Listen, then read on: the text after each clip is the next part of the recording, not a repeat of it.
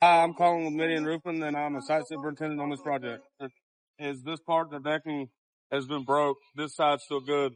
We're going to cut it down the rafter, replace with a new piece of OSB to put 6 nails on each side of the rafter. Put one at the top, one at the bottom, and evenly space them through the middle so it's secured properly to the deck. As you can see now, he's pulling the nails out of the decking instead of dropping them back in. That's the proper way to do it. There he's checking the depth for the saw blade.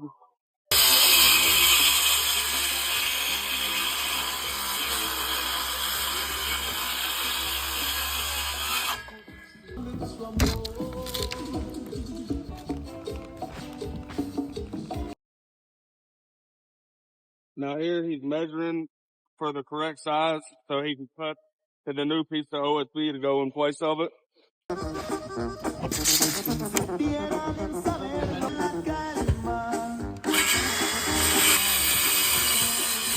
And here they're putting the plywood clips in to make us have more stability. The rafters are on 24-inch centers.